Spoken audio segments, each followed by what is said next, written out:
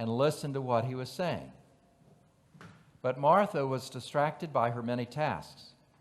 So she came to him and asked, "Lord, do you not care that my sister has left me to do all the work by myself? Tell her then to help me."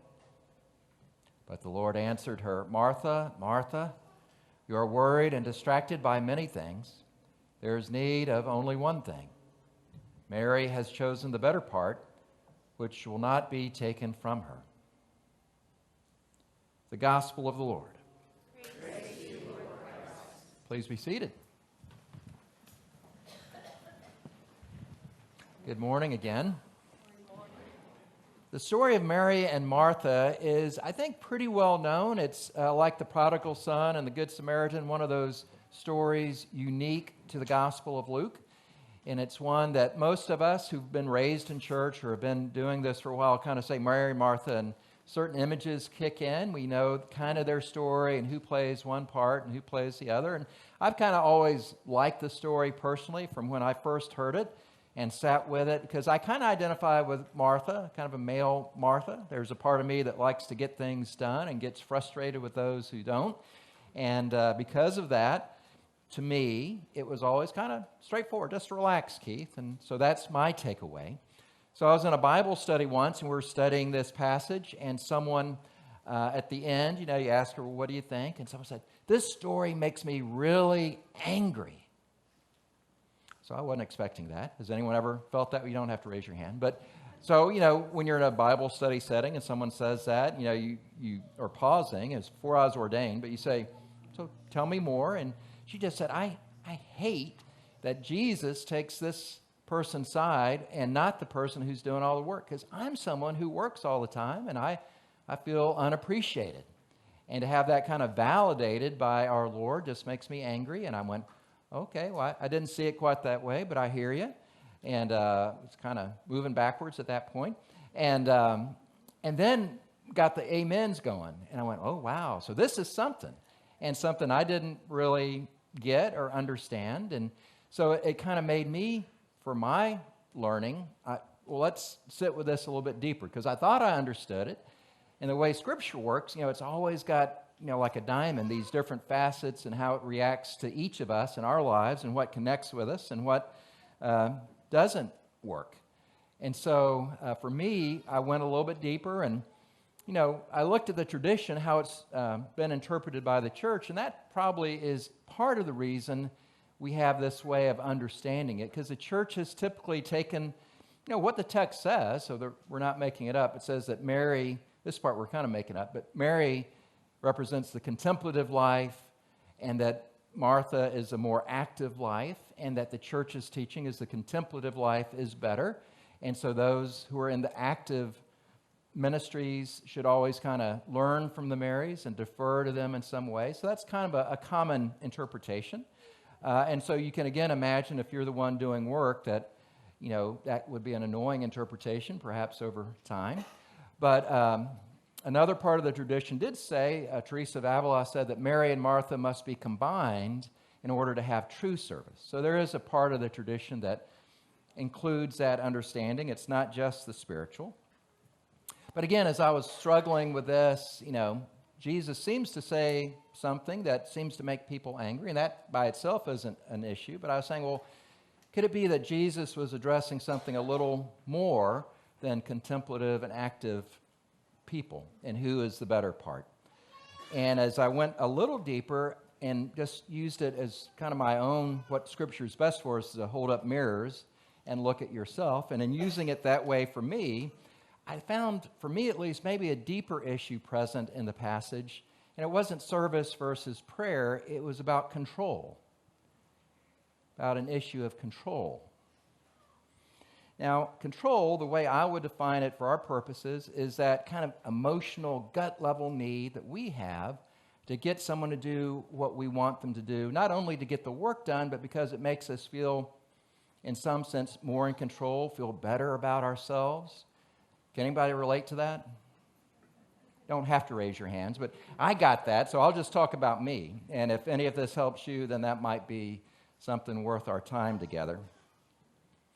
Now, again, there are reasons that I have control issues, and I've been to enough therapists to know at least some of them. Now, sometimes there are medical issues, and if you have some, a medical condition where you need perhaps to meet with a physician and get medication, that's one thing. But for those without a medical part of that, but just your emotional hardwiring or just your personality, the things that I've found, at least for me, is when I feel out of control, or my world feels out of control, the world around us feels out of control, that makes me want to really get things right, to make people do right, to do things right myself. I'll do my religious practices or clean the house or do whatever things make me feel better.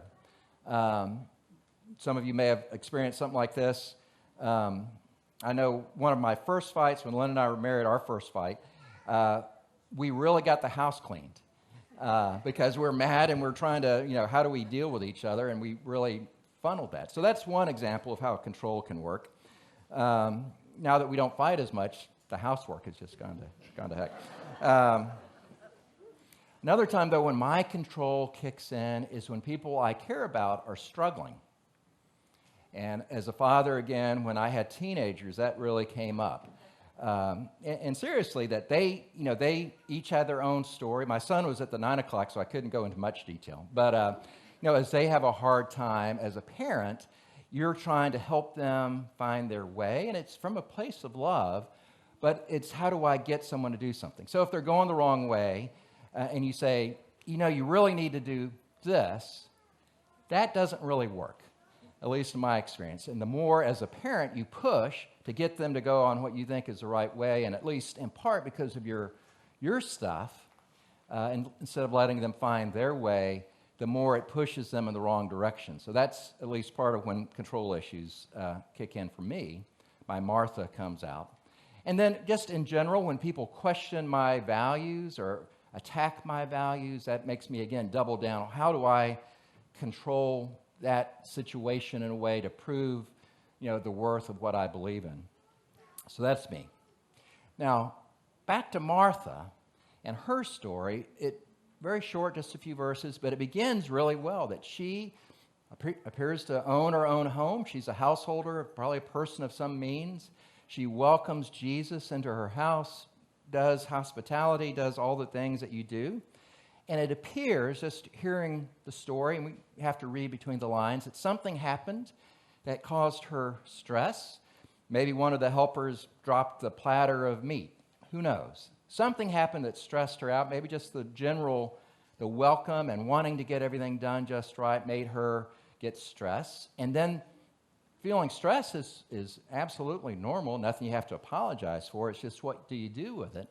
And what she did, I have a sense, might have been a script that's happened more than once. But she goes to Jesus, to the rabbi, and says, "Lord, don't you care?" That's a good clue that your control stuff is kicking in. Because you say, "Don't you care?" Kind of a broad brush. And then, "My sister has left me alone to do all the work."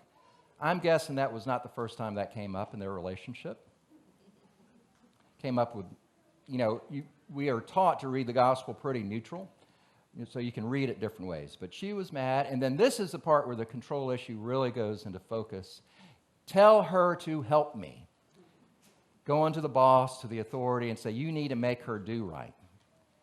Well, those are all clues that control is really what the issue is. It's not that she was working hard. It's not that she had the gift of hospitality and service. Those are all things that are so important that need to be valued and appreciated. So those are all things that I think are important. But at the same time, not everyone has that gift. Some of us, all of us rather, are called to serve. So it's not like, the people with the gift of service do all the work. We're all supposed to help. But if you have that gift, what you don't always realize is not everybody has it. And not to assume, well, anybody can do work. Well, people with a gift usually see the 100 things that need to get done. And the people without it don't. They're not being lazy or indifferent. It's like not being on tune when you're singing. And then the person with that gift also feels very much agitated when it's not done. So that's a gift. But what's not part of the gift of service, it's not our job, those of us with that gift, to make everybody do what we think they need to do. It's not our role to tell everybody what to do. Now, there are exceptions. Parents with children, or if you're the boss and you're getting something done.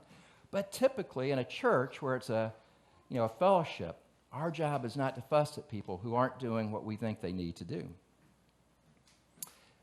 So what can we do? If we have those issues where we have that gift and when we get stressed, act a certain way that hurts relationships, frankly, there are a couple of things that I would recommend just from what I've learned for myself.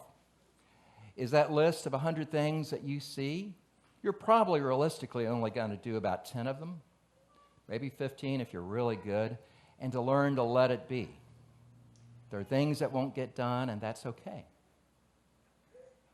The second thing is it's perfectly fine to let people know you're under stress. To be the lesson here is not, well, just repress your feelings. That's the opposite of the lesson. So it's perfectly good to let people know, I'm overwhelmed. There's a lot we need to do. I really need help. If you reimagine the scene and said, Mary, can I talk to you for a minute? I really need some help. That's a relational thing. It's not using your stress to attack somebody. So that's another way to do it. So be honest, tell people what you're feeling and that you need help, and to always remember to be gentle with yourself first and with others. And whenever you're feeling that anger boiling up, just know that's a trigger that you need to maybe take some time. We'll talk about that in a minute. Other thing is, what do we learn from Mary? And if there are any Marthas here, this could be a sensitive subject. I don't want to tick off any of the Marthas because they get organized and get things done. But what Mary did do, and I think for me to learn, and maybe for some of you, is she didn't try and get Martha to do anything. Now, part of that probably in their sisterly dynamic is you don't need to get her to do anything. She's doing her job and 5 others. But she didn't try and say, oh, come sit down. You need to pray. You need to get more spiritual. She didn't do that, probably because she's smart. But she was fully present to the Lord. She was sitting at his feet, which in that culture typically was the role of a disciple, typically of a man, not always. But she was there and fully present and learning. And then the other thing, again, we're reading between lines, is she didn't escalate the fight. She didn't make it worse. It seemed like she was quiet. And that sometimes is a good learning. To let someone, it doesn't mean, again, that you repress your feelings, that you can have a conversation, but she didn't attack back and say, well, you're just not spiritual. She didn't do that. So, Mary's learning. So for me, and for all of us, I think, if those issues of our service being underappreciated, if that does kick something loose in you, and especially if that becomes more of an issue as you get stressed out in life, what I've learned that's helpful is to, one, take a moment and breathe. That was advice someone gave me once, is if instead of reacting, and I have a quick tongue and I can go quick sometimes, always take a breath and pray. To do those things that can de-escalate. To be self-aware that this is going on inside of you, that's part of it as well. And then to be honest without attacking. So there's nothing wrong about letting a spouse, letting children, letting people in church know, hey, we really need help here. Can you come join us? Without saying, what's wrong with you? You need to do better. I think that's an important distinction. But then regardless, to do what we're called to do.